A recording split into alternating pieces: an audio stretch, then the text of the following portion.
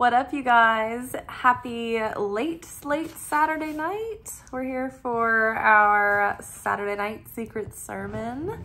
This is our Secret Teachings of Jesus episode where we delve into the Nag Hammadi scriptures. I just was like obsessed and curious about the Dead Sea Scrolls and the Nag Hammadi and different various lost gospels, and I didn't know when I'd have time to study them, so I thought I would make it a weekly segment where we could all do this together. I'm not a theologian or anything like that. I just do this for fun.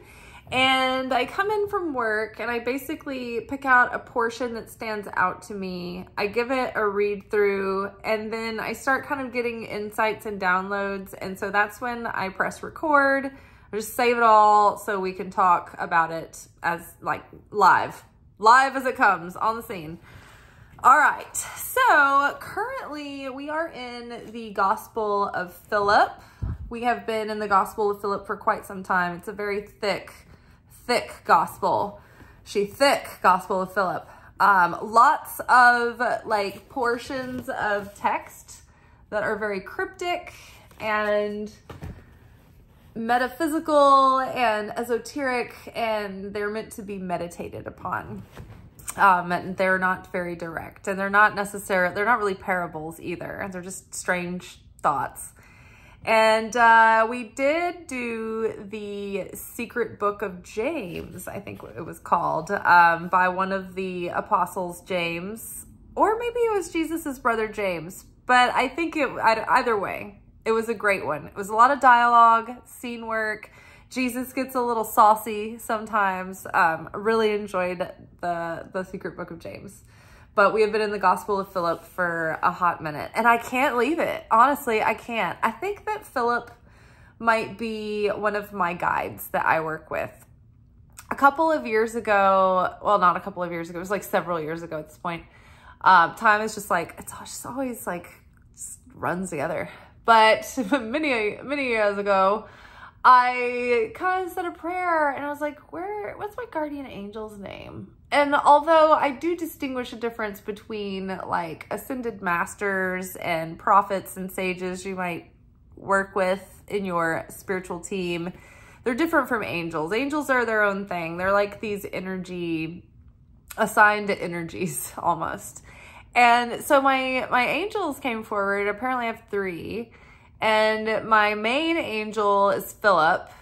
And the other 2 are Al and Bet, or Aleph and Elizabeth, or Bet like the letter. And I realized, I was like, oh my God, the Hebrew letters Aleph and Bet, Al and Bet.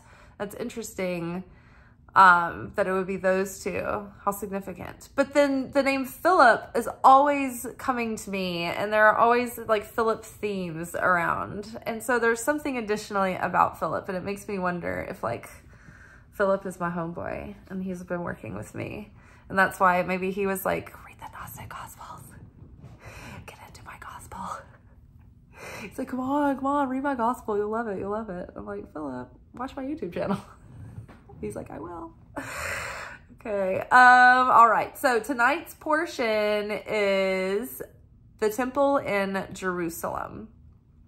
I really like last week's episode and the week before that. We started delving into the image of the wedding chamber, the bridegroom, the bridal chamber, and we're kind of brushing against that again. And I think that this week's portion follows those episodes really nicely.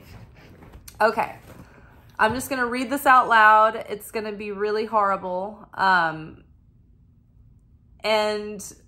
there's also parts of the text that are missing.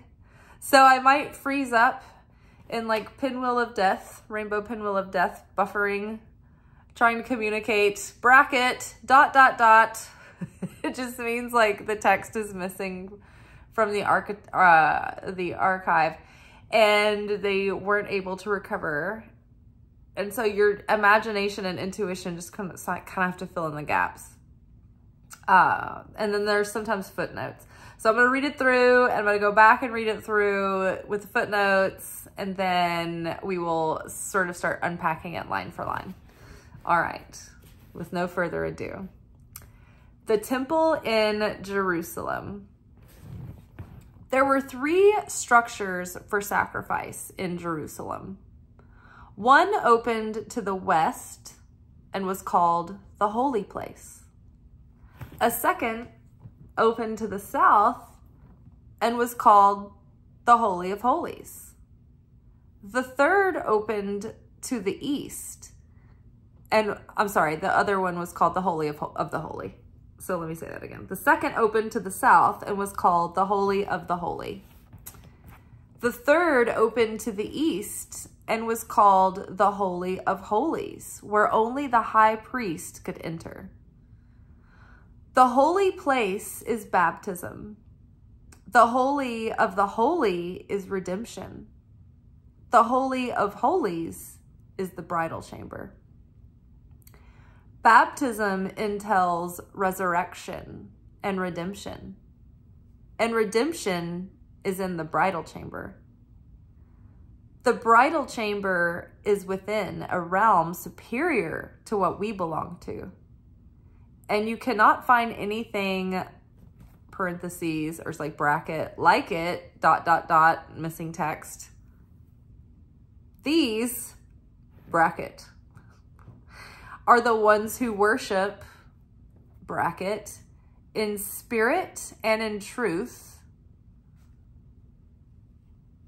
for they do not worship in Jerusalem.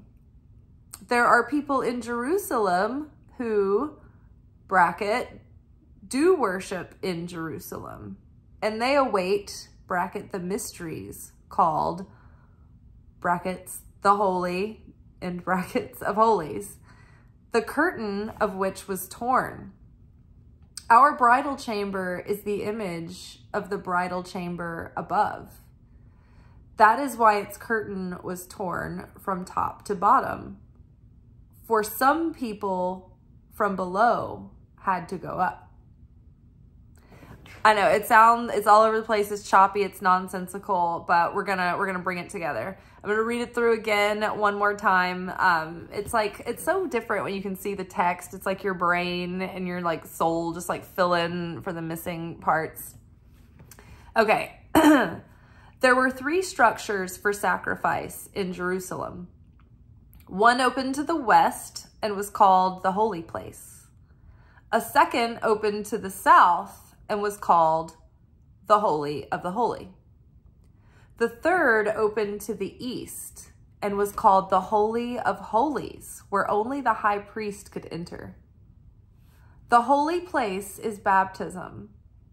The Holy of the Holy is redemption. The Holy of Holies is the bridal chamber. Baptism entails resurrection and redemption is in the bridal chamber. The bridal chamber is within a realm superior to what we belong to, and you cannot find anything like it, ...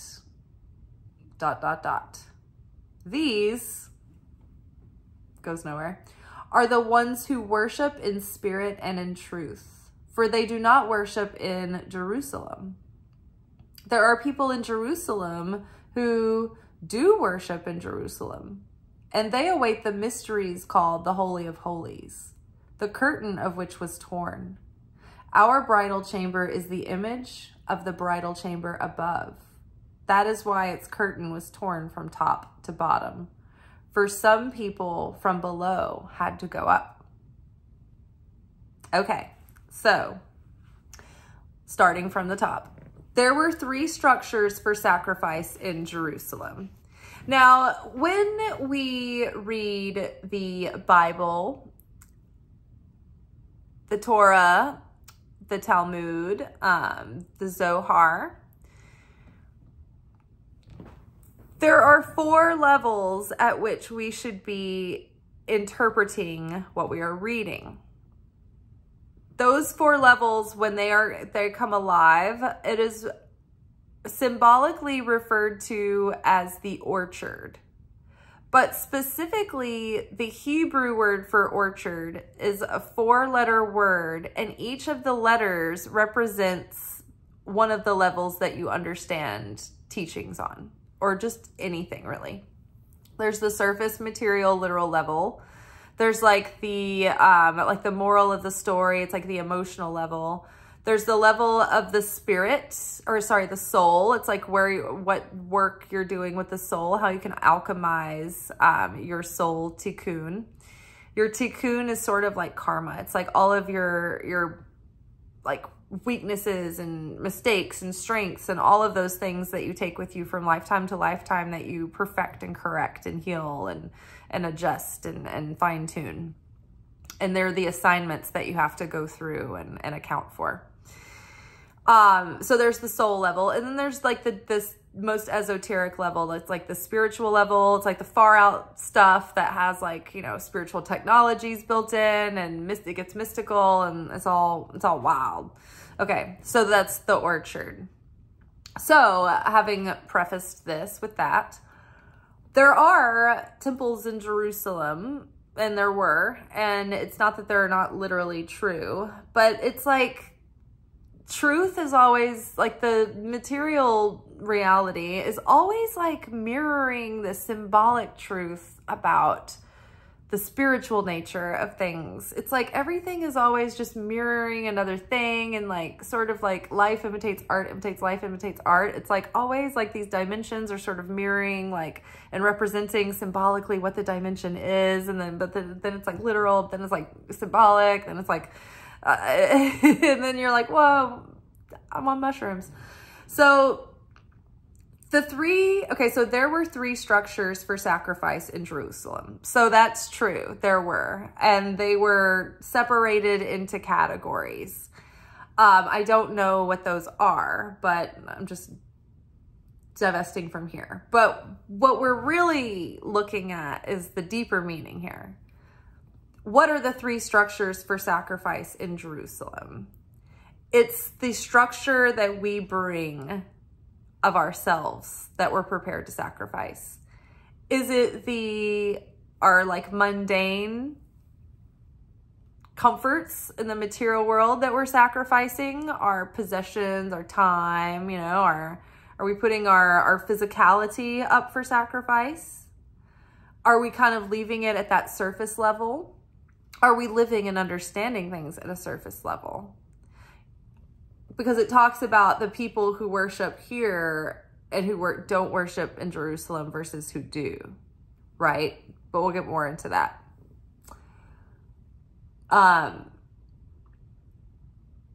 So the 3 structures. Are you bringing your soul to be sacrificed to do the tikkun healing, the correction of your negativity, right?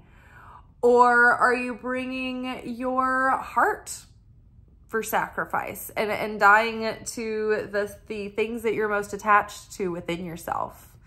So these are the things that you're preparing. And so there were 3 structures for sacrifice in Jerusalem. That is referencing the level of sacrifice of the self that we are bringing. So the Israelites, when the Bible refers to Israel and the Israelites, these are not necessarily like talking about like specifically the ethnic Jewish Israelites. It's talking about all of the Jewish people, all of the Hebrew people, all of the children of the God of Abraham. But it's more than that. It's not just like you're genetically born in. What makes an Israelite is the level of consciousness and the awakening and the taking on the yoke of wanting to become more like the Creator. And so the Israelite is one who believes in God, that God is all and that God is one, and that is actively trying to elevate and form their consciousness and shape their being to be more like in the image of God, to have affinity with the light, to become more like the light, to perfect the vessel. So the people who are awakened and actively participating in this discipline, in this devotion, in this with a full whole heart, of giving. That's the Israelite. So Jerusalem then would be the place that people go, the Israelites go to do the work, right? That the temple, the sacred place, the holy ground. And you can get there in different levels. And so it's like Jerusalem is like where the Israelite takes their pilgrimage to worship and to make sacrifice. Well, for us, it's like it's going inward. Which level, how deep are you going to be going inward, right? So there were 3 structures for sacrifice in Jerusalem. And then Jerusalem is like the heart of Israel, the epicenter, right? But like specifically the heart of Israel. So that's also very interesting. So it's in the heart. One opened to the west and was called the holy place. Now, I think this is interesting because when we think about the west, the first thing that I associate with the direction of the west is that is where the sun sets. That is where the day ends. That is where there's an expiration date. And so to me, the temple or the structure in the temple that opened to the west, the holy place, to me, this represents the physical world, the physical body, the material things, the things that have a shelf life, that are temporary, that will die away, that will rot and decay from dust to dust, right? So this is the temple in the west. This is what I'm thinking. One opened to the west and was called the holy place. A second opened to the south and was called the Holy of the Holy. Now, in biblical writing, when there is repetition of language, it is an emphasis and a deepening and an increase of a numerical value on the meaning of whatever that word is. There's this type of numerology going on in the Hebrew letters. Each Hebrew letter has their own numerical value. It's called gematria. And so each word is spelled, you know how like in Hebrew, you'll see like things like translated in English and it's like always a different spelling. You're like, why is that always spelled? The spellings of Hebrew words are tweaked sometimes because, or at least they are mystical writings, because of their meaning once the numerical value has been added up. So each letter represents a number, and so that gets added up, and so the whole word itself has a numerical value, which then is attached to a meaning or a vibration. So some words have a very negative energy around them because of their gematria, their numerical value.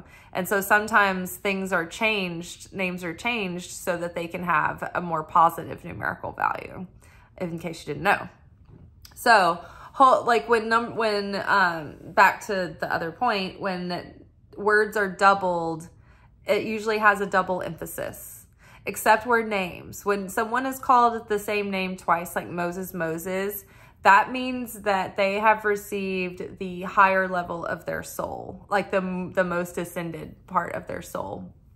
So that part of the soul, we don't have our 100% soul. Like it's kind of fragmented. Like we get layers of it at different ages. And then after we get our, I guess, basic package, that at that point, it's our, like, the transmutation of our negativity and darkness and our efforts and our discipline to elevate that merits our additional souls that we get, the add-on, our bonus soul parts. Okay, so back to this. So one opened to the west and was called the holy place. So this is the place of the material where the flesh, eventually the sun sets, right? The day ends. It's finite. One holy. A second opened to the south and was called the Holy of the Holy. Now, I was thinking about the south, and I don't know. It felt like, to me, it was like on this physical plane, but like deeper, like the astral realm. This to me stood out as the soul level. And it's holy of the holy. The south is associated with Archangel Michael, and he cuts cords. And I feel like he has a lot to do with like cutting our karmic ties. And so that, again, I associated that with that soul level.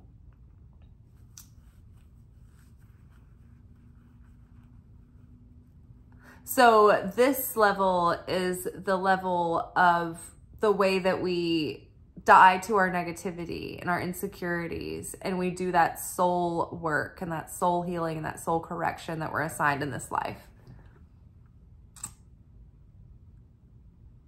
The Holy of Holy. And then the third opened to the east and was called the Holy of Holies. Now, I think too, it's interesting too that I think, isn't it with gardening that you want a south-facing garden to get the most light, the most exposure to the light? It's like if you face the south, then you get the best of the whole thing. I might be wrong about that, but I mean, that would make sense because moss is like on the north, and that would be the shadier side. And the soul needs the most exposure to the light. That's the healing radiance that comes through the soul that breaks through that negativity. So I think that's interesting as well. Okay. And so the third opened to the east and was called the Holy of Holies, where only the high priest could enter. And what do we associate the east with? It's the rising of the sun, the birth of a new day, the resurrecting of the Christ, the born again, right? The Holy of Holies is like the innermost chambers, the innermost sanctum, the most sacred of sacred places. And this is where only the high priest could enter. And so where there is the resurrection of the Christ, where is the birth of the Christ? Where is the ascension of the Christ? It's in the heart. And so I think that the Holy of Holies is in the heart. Because Jesus, what does Jesus ask for? He doesn't ask for our souls. He's always talking about the heart. He wants you to invite him in the heart. The Christ consciousness is awakened in the heart. He would talk to people and want to ease their hearts and ease their pain and their suffering and put peace and love in their hearts. So he's always preoccupied with taking up residence and doing the work and the alchemy and the miracles and the cleansing in the heart realm. And we talk about this often, but I feel that the heart is the bridge between our soul and our spirit and our consciousness. And if you look at the tree of life with, time to deploy chart. What do we have here? I don't want to rip it. Chart. Eee. So this here, Tiferet, this is the heart center. And you see all of these things crisscrossing. It's like almost like an intersection of all these different dimensions. They all intersect here and become integrated and broken apart and put back together. They become crucified and then redeemed. And so I think that this is this bridge here. The heart is a bridge. It's an epicenter of the Christ's coming and going. Like there's something very active. Like the heart is an information processing center, but I feel like it's also a portal. What is these? Excuse me. So So glad I didn't like project snot everywhere. Okay. So the Holy of Holies, where only the high priest could enter. And so the high priest, only the high priest could enter there because the high priest makes sure that they maintain their purity, their integrity, they had to keep very strict mitzvah and constantly be cleansed and not be exposed to anything ritually unclean. And they had to have, you know, couldn't be exposed to a lot of things. And they were very like one track, you know? So like only the high priest, the ones who were the most disciplined, the most devoted, the most cleansed, the most dedicated and disciplined and one track could enter. Only the most devoted and the most intentional and the most disciplined can enter the heart. Otherwise the door won't, it's like you're not going in. It won't let you in. It won't, it's too deep. The holy place is baptism. So the holy place was the south, and that was the physical body or the physical world, the material world. Well, what is baptism? Baptism is an act where we dip our body, we submerge ourselves into water, and that water acts to spiritually purify our body, mind, heart, soul. Our spirit is already completely purified. But when we go down into the water, it's like we're washed, the old like sin, the old ways of thinking, the old identity, the old self is purified away. And when we rise up, it's like having a death and resurrection, because you're going down into the abyss and then you're coming back up, reborn, renewed.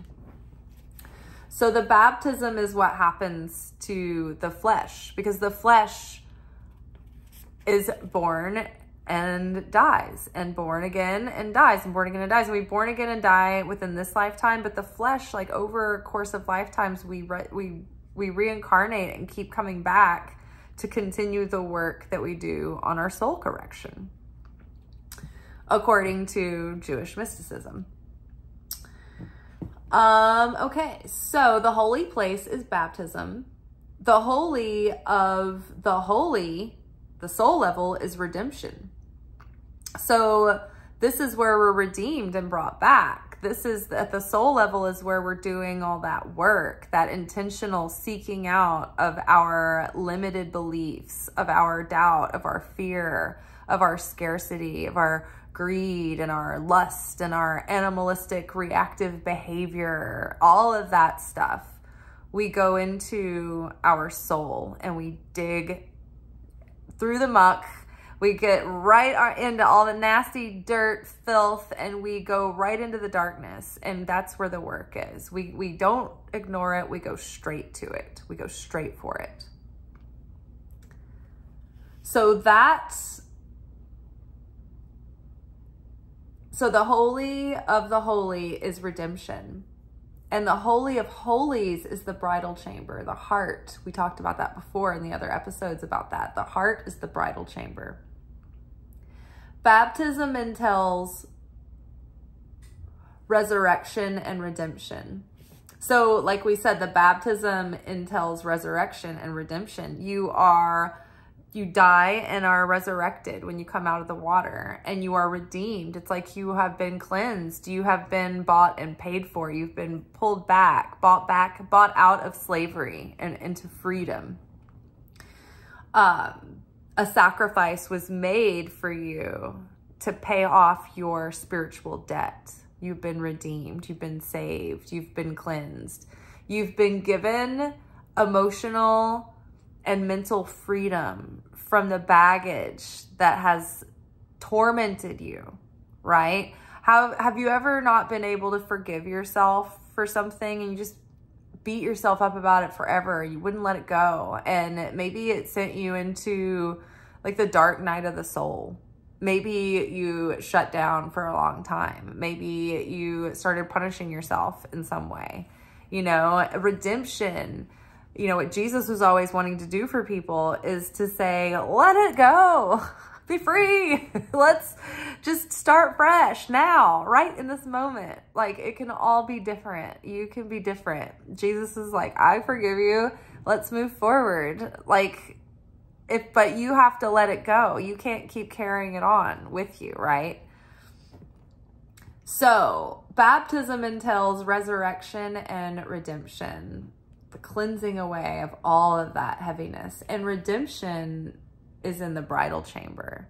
So when we have redemption, it brings peace to the bridal chamber, right? When we talked about the bridal chamber in last week's episode and the week before that, it talked about the word rest was interchangeable for bliss, and how there are only, like, you can only enter into the bridal chamber when you are able to rest and to be in bliss and to have that union of the inner self and the outer personality at the same time. When you can unite your heart, mind, soul, and spirit in one alignment, in one belief, in one energy, then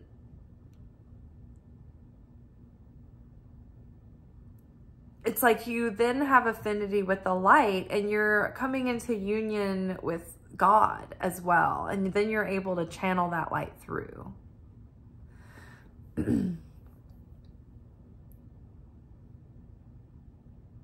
Redemption is in the bridal chamber. The bridal chamber is within a realm superior to what we belong to. So the heart, right, that realm where we can feel and we can know things in our heart, where we can get intuitive downloads and information. The heart is an information processor like the mind is. So it's like we have a mind in our heart. So there's this whole dimension there. Not only that, it's like there's this bridge in our heart that can take us deep into the expanses of non-reality and reality, and into the depths of the void and beingness, and crossing over into like the spiritual realm and connecting to the Holy Spirit and into the mysteries. And it's like there, you can get to the heart is like an interstate. It's like the airport or something. It's crazy. So the heart is a realm superior to what we belong to. It's on another level. But like we kind of belong to this realm of the astral planes, of dreams and interesting weird characters that go bump in the night that we can run into up there. And it's kind of a mixed multitude. It's not like a pure heavenly place with just good things. It's like we have to cross paths with shadowy and shady characters and entities and energies. And so the realm that we are in is the material realm, which is the, you know, kingdom of the opponent, where he can run rampant. And then the astral realm, where we connect to like our nightly dreams and our imaginations. It's like the most readily available non-physical dimension that we have in our grasp. But the heart is beyond that, and it's superior to that. It can connect us to the ultimate mysteries and beyond.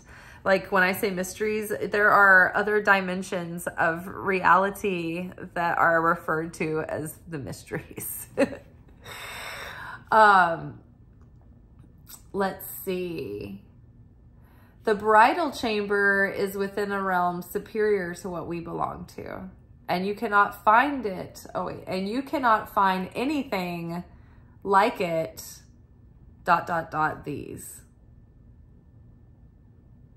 So I'm just like guessing that it's like, is it saying like you cannot find anything like it close to that here in this realm?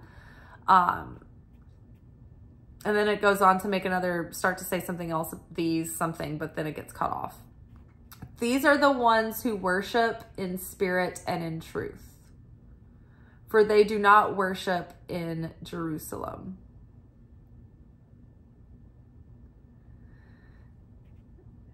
And you cannot find anything like it. And these are the ones who worship in spirit and in truth, for they do not worship in Jerusalem.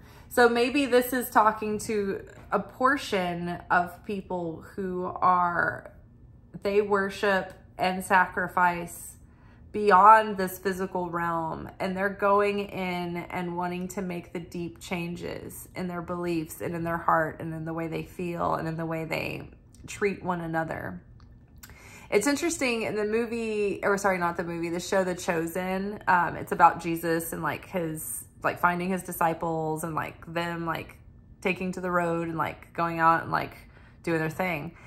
And the kinds of people that they would come in contact with, like even the people that would like hang out with Jesus a little bit and like they would hear him talk, they would get fixated on like their mundane problems and not like think about the greater like lessons that he was trying to, profound insights and truth that would like liberate these people from like a mental spiritual level.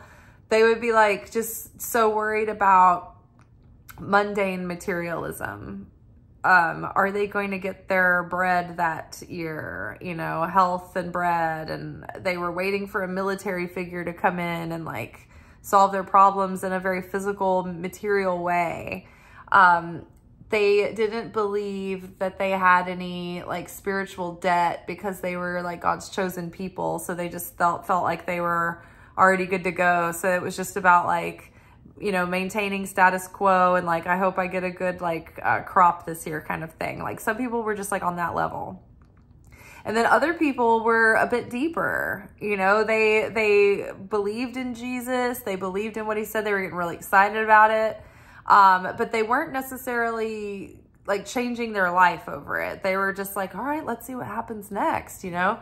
Anybody got word of what's going on in the next town? Like what's Jesus been up to? You know, they're like believers, but they're not necessarily like dropping what they're doing to like take the pilgrimage to go like hear him talk.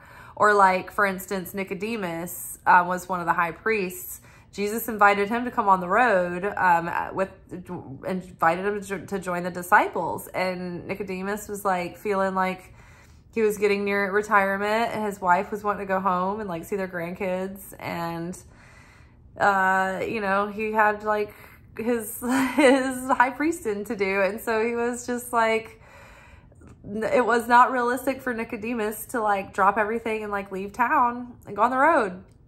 So he didn't. He gave him, you know, some like offerings to support their journey, but he couldn't go. It was devastating to him. And so he would be like in the in-between, right? It's like he's a devoted high priest. He gets it in a way, but he doesn't want to make the full sacrifice. And then there are people, these are the ones who worship in spirit and in truth, for they do not worship in Jerusalem. This is like beyond this realm. These people have gone deeper than Jerusalem, right? They have gone fully in and have given up their old identity of self and their old pain and their old shame and their old guilt. And they've made sacrifices and made changes and took risks and like put their, you know, asses on the line. And they've made, you know, great efforts to go out on a limb in faith, right? They're exercising faith. And so these are the people that are, you know, beyond. They're really bringing it. They're really bringing the worship and the sacrifice. So these are people in Jerusalem who do worship in, okay, so there are people in Jerusalem who do worship in Jerusalem, and they await the mysteries called the Holy of Holies.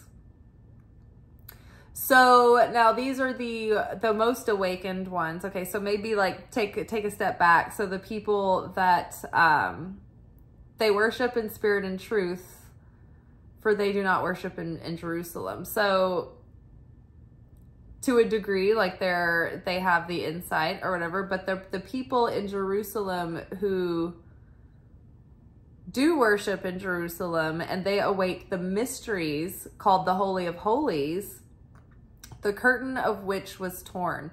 So these people are in Jerusalem. They're in it all the way. And they are looking at the deeper concepts and the deeper truths beyond the mundane, beyond the moral of the story, beyond the emotion, beyond the soul work. They're going deep into the spiritual level, into the mysteries, where it's beyond anything sentimental at this point. It's like they're connecting with like the Holy of Holies, the most abstract form of God, the Creator. And they don't need necessarily an image attached to it. They are conceptualizing, they're deconceptualizing the Creator, but can like gaining it in more fullness. Am I saying words? Okay.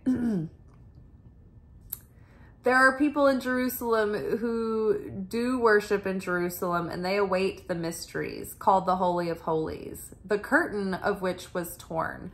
So the curtain is like the veil. The curtain conceals the innermost concealed, which is that Ancient of Days. It's the deepest part within us that we have no conscious connection to, but it's also that same part of us that is like the most abstract form of God before any sort of form or consciousness or beingness has taken shape.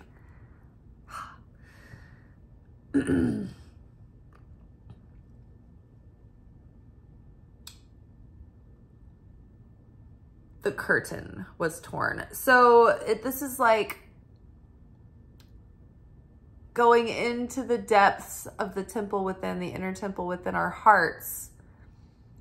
It's like the veil gets torn just a little bit or opened up just a little bit, and we get a flash of insight or a flash of Pentecostal inebriation where we're like, oh, the Spirit's moving me. I'm feeling it. I'm feeling it. You know, you have a sudden insight or a sudden flash, but whatever it is, it's like the veil that keeps us separate from connecting to that mystery, that depth, that deeper, greater expanse. Sometimes it gets torn and we can connect a little bit to it, and then we brush up against revelation and prophecy and insight and miracles. And so the curtain of which was torn. Our bridal chamber is the image of the bridal chamber above. So our heart is in the image of God's heart, of the heart above, of the Holy of Holies. But we do have to work to cleanse and prepare the vessel in the image of God. It's part of our work that we do. It's part of our purpose. It's part of that discipleship. It's part of taking on the cross. So our bridal chamber is the image of the bridal chamber above. That is why its curtain was torn from top to bottom. So when consciousness and divine inspiration come through, these are the negative veils of existence. This is non-reality up here. This is the most abstract form of God without form. This is all the light contained into its fullness and wholeness and completion. And then as the light comes down, the consciousness comes down to us, it's filtered and diluted and categorized into more formed and shaped out concepts that we can grasp. And it gives us a reflection of God's nature in these different forms and essences, essentially. So the curtain being torn from up to down, it's like when you have this conscious revelation, it comes from the up and it goes down through ourselves. When we are elevating our souls and we are doing the work, it's like we are bringing that energy back up to the heavens, like our kundalini is rising, but we are sending that back into the upper realms. So the curtain being torn from top to bottom is a reference of having that divine inspiration, having that insight, having that awakening, and that the conscious awakening happen. That is why its curtain was torn from top to bottom. For some people, from below had to go up. And this is when people are below going up, we're ascending, right? We're ascending in consciousness. All right, you guys, I'm going to read this one more time and then we are out. Our typical 46 minutes. The temple in Jerusalem. There were 3 structures for sacrifice in Jerusalem. One opened to the west and was called the Holy Place. The second opened to the south and was called the Holy of the Holy. The third opened to the east and was called the Holy of Holies, where only the high priest could enter. The Holy Place is baptism. The Holy of Holy, or the Holy of the Holy, is redemption. The Holy of Holies is the bridal chamber. Baptism entails resurrection and redemption is in the bridal chamber. The bridal chamber is within a realm superior to what we belong to, and you cannot find anything like it. ... These are the ones who worship in spirit and in truth, for they do not worship in Jerusalem. There are people in Jerusalem who do worship in Jerusalem, and they await the mysteries called Holy of Holies. The curtain of which was torn. Our bridal chamber is the image of the bridal chamber above. That is why its curtain was torn from top to bottom. For some people, from below had to go up. So yeah, some people worship, you know, it's just basically like some people aren't that awakened and they just want the mundane things to survive. And they're just asking for, please give me my blessings and take away my boo-boos, and that's about it. And then there are people that want a little bit more depth and they want some change and they're trying to do good and be better, and they're doing their thing and they're making an effort. But then there are the people who are like, they go deep, they go hard, they're obsessed, they're completely consumed by the fire of spirit. And it's just in their being. And they live and move and have their being in it. And I think that's the difference of the 3 that they talk about. Aight. Shalom, shalom, my babies. I will see y'all tomorrow for our weekly energy oracle forecast that we do on Sunday nights. And we will basically get a look ahead at the energetic spiritual weather of the week. All right. Adios, amigos.